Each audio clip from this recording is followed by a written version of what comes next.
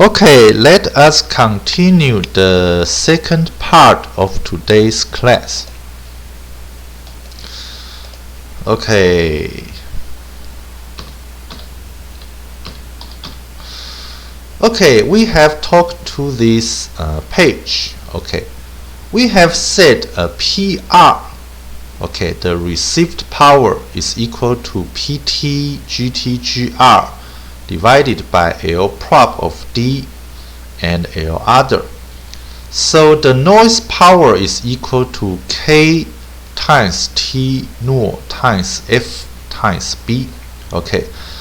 Knowing how to compute the noise power is very fundamental for you, okay, because you are students in the Department of Communications Engineering, okay. Okay, where K denotes Boltzmann's constant, T null is equal to 290 K is the reference temperature. F is the noise figure of the receiver. Okay, what is the noise figure? Okay, let us see the handout. Okay, page 24, problem 1. What is the noise figure? Solution. Before explain what is the noise figure, let us introduce another proper noun first. It is the noise factor F prime. Okay, the noise factor F prime of a system is defined as F prime is equal to SNRI over SNRO. Okay, where SNRI and SNRO are the input and output signal to noise ratios, SNR respectively. The SNR quantities are power ratios. The noise figure F is defined as the noise factor in dB. Okay, F is equal to 10 times log 10 of F prime, and which is equal to 10 times log 10 of SNRI over SNRO, and which is equal to SNRI dB minus SNRO dB. Okay, where SNRI dB and SNRO dB are in decibels dB. Okay, these formulae are only valid when the input termination is at standard noise temperature. T null which is equal to 290 K. Although in practice small differences in temperature do not significantly affect the values. Okay, let us go back to the slides.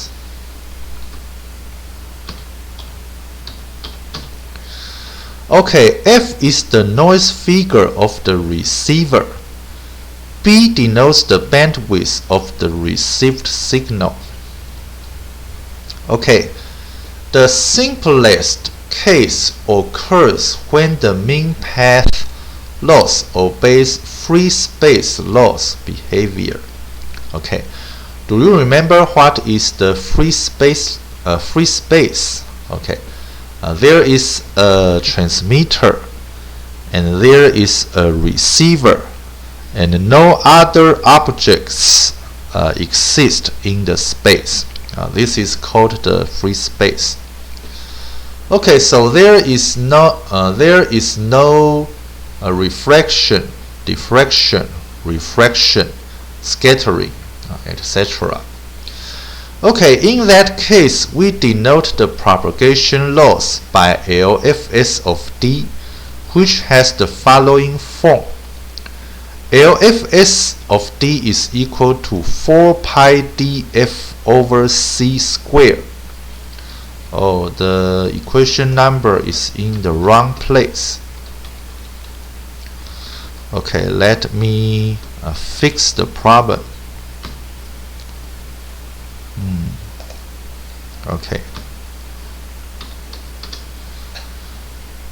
Okay. Excuse me. Okay, where c denotes the speed of light. Okay, I think you know that the speed of light is approximately 3 times 10 to the power of 8 meters per second. And f is the radio frequency, okay, in hertz. Free space loss occurs when the transmitter and receiver are in line of sight of each other and the impact of obstacles in their vicinity can be ignored. Okay, what is the meaning of vicinity? Let us go to the handout. Okay, page 26, problem 1. What is vicinity? Solution: the area around a place or where the speaker is. Okay.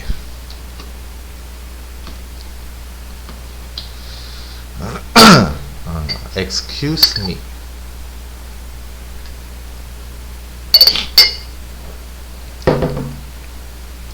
Okay, another commonly used propagation loss model is the two-ray model. The model, as its name suggests, models the propagation loss between a transmitter and a receiver by combining two rays, a direct ray and a reflected ray, as illustrated in figure 4.3. Okay, let us see figure 4.3.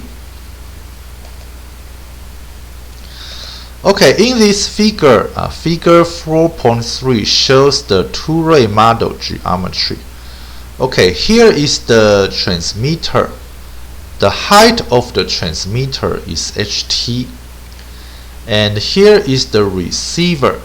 The height of the receiver is hr. The horizontal distance between the transmitter and receiver is d. Okay, so you can see that there are two paths in this figure. This is the direct path, and the length of the direct path is d1. And this is the reflected path. The length of the directed path is d2. And alpha is the angle between the reflected path and the ground, okay, or the surface. Excuse me. Okay, in reference 44, let us go to reference 44. Okay, reference 44 is a book. Okay. The editor of the book is William C. Jacques. Okay, do you know Jacques, who invented a famous channel model called the Jacques model? Okay, so the title of the book is Microwave Mobile Communications. The publisher is Wiley IEEE Press. Second edition, published in 1994. Okay, go back. Okay, in reference 44, the received power PR for the geometry in this figure is shown to have the following form. Okay, PR, the received power, is equal to PT, the transmit power, times GT, the transmit antenna gain, times GR, the receive antenna gain, times lambda. Lambda is the wavelength, divided by 4 pi square. Okay, and times the square of the absolute value of 1 over d1. Okay, where d1 is the length of the direct path, and plus 1 over d2. Okay, d2 is the length of the reflected path, and times gamma. Okay, we will introduce what is gamma later, and times exponential minus j times k, k is the wave number, times delta d. Okay, we will also define delta d later. Okay, d1 and d2 denote the direct and excuse me.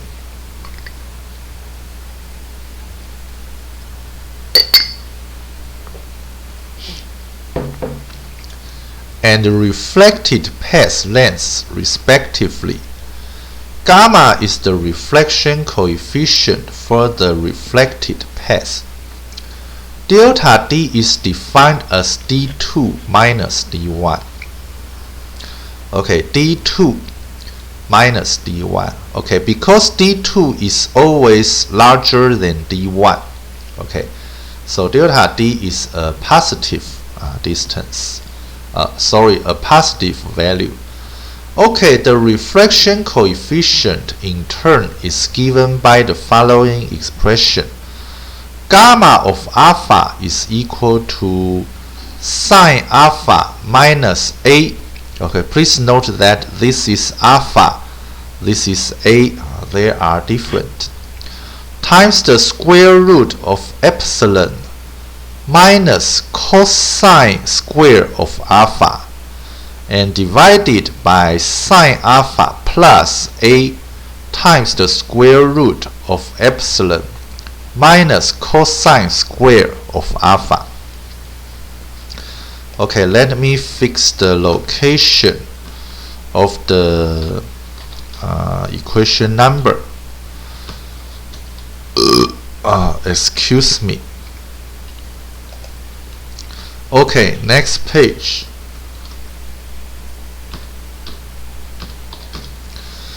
Okay, alpha is the angle of the reflected ray relative to the surface. Okay, let us see. Alpha is the angle of the reflected ray relative to the surface. Okay, A is equal to 1 over epsilon, or 1, for vertical and horizontal polarization respectively.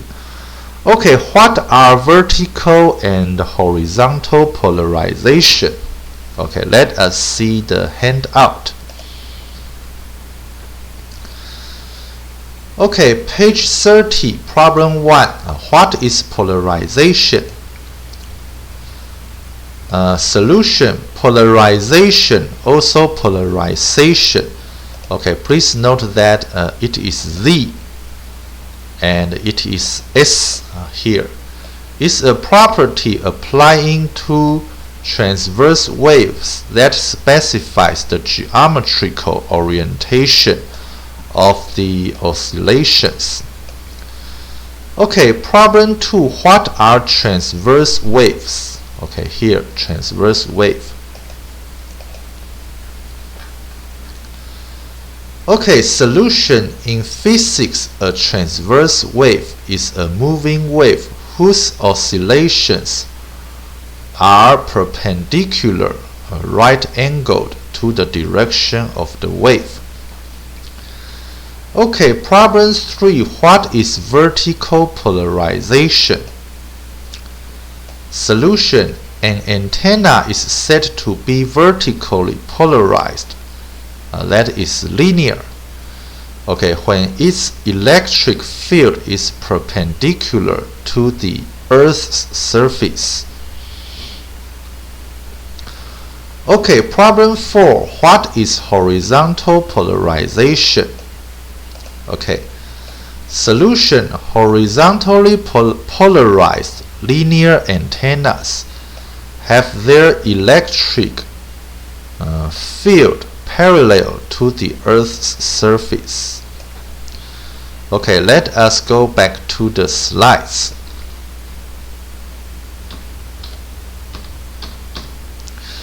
Okay, epsilon is equal to epsilon r minus j times 60 times sigma times lambda, where epsilon r is the dielectric constant of the reflecting surface relative to unity in free space. Okay, it means that in free space, the dielectric constant is equal to 1. Okay, then what is the dielectric constant? Okay, please look at the handout. Okay, problem 5. What is dielectric constant? Solution. Dielectric constant is a quantity measuring the ability of a substance to store electrical energy in an electric field. Okay, let us go back to the slides. Okay, and sigma is the conductivity of the reflecting surface in moles per meter. Okay, what is conductivity? Okay, please look at the handout. Okay, problem 6. What is conductivity? Solution. Electrical conductivity or specific conductance is the reciprocal of electrical resistivity. Okay, then problem 7. What is electrical resistivity? Okay, solution.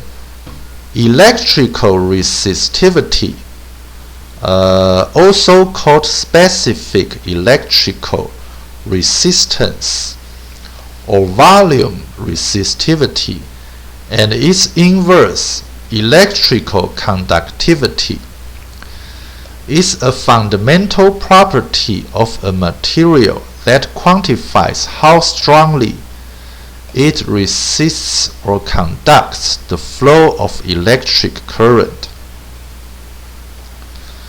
Okay, next, problem 8. What is mole? Okay, solution. The mole is the reciprocal of ohm. Okay, let us go back to the slides. Next page. Okay, under most practical circumstances, the reflection angle alpha is quite small and d is much greater than ht plus hr. Okay, let us go back to the figure 4.3. Okay, in the practical circumstances, alpha is very small and d is much greater than ht plus hr. Excuse me. Okay, in that case, d1 is approximately equal to d2, which is defined as d, and gamma is approximately -1. Okay, let us go back to figure 4.3. Okay, when alpha is very small, you can see as ht. Okay, ht is very short and hr is very short. Okay, they are close to the surface. Okay, so d1 is also so the direct path and the reflected path are also close to the surface. Okay, so d1 is approximately equal to d2. Okay, and for the gamma of alpha, because alpha is very small, okay, so we can see that alpha approaches 0. So sine alpha also approaches 0. Okay, so we can cancel these two terms. Okay, and then gamma is equal to negative this term over positive this term, and we cancel this term, these two terms. We will have gamma is equal to -1 over +1. which is equal to -1. Okay, under these assumptions, equation 4.4 simplifies too. Okay, let us go to equation 4.4. Okay, equation 4.4 says PR is equal to PT GT GR times the square of lambda over 4 pi times the square of the absolute value of 1 over d1 plus 1 over d2 times gamma times exponential minus j times k times delta d. Okay, so I have introduced the definition of each symbol. Okay, so I do not plan to introduce them again. Okay, simplifies to PR is equal to 4 times PT times GT times GR times the square of lambda over 4 pi d times sine square of 2 pi HTHR over lambda d. Okay, this is equation 4.6. Okay, the derivation of equation 4.6 is left to you as an exercise. Okay, examination of equation 4.6, that is, this equation, shows that for small d, the envelope. Okay, what is the envelope? Okay, please see the handout. Excuse me. Okay, we are on page 32. Problem 1. What is the envelope? Solution in physics and engineering. The envelope of an oscillating signal is a smooth curve outlining its extremes. Please see figure 10. Okay, let us see figure 10.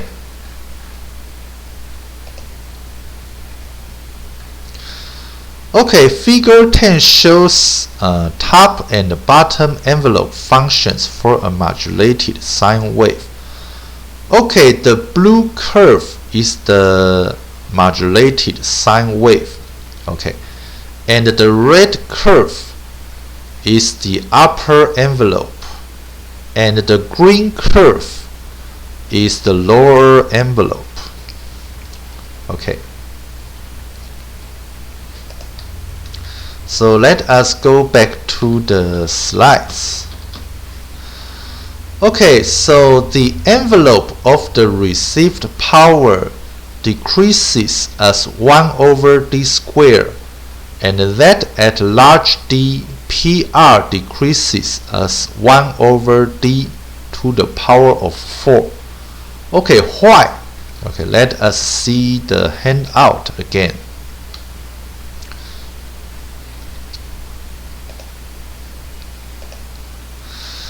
Okay, problem 2, examination of equation 4.6 shows that for small d, the envelope of the received power decreases as 1 over d squared, and that at large d, PR decreases as 1 over d to the power of 4. Why? Okay, solution according to page 32 of the slides. The transition between these two regions occurs when the argument in the sine term becomes smaller than about pi over 2. Okay, this is the sentence in the second point on page 32. Okay, therefore when d is small, 2 pi HTHR over lambda d It is 25 minutes. Let us take a break.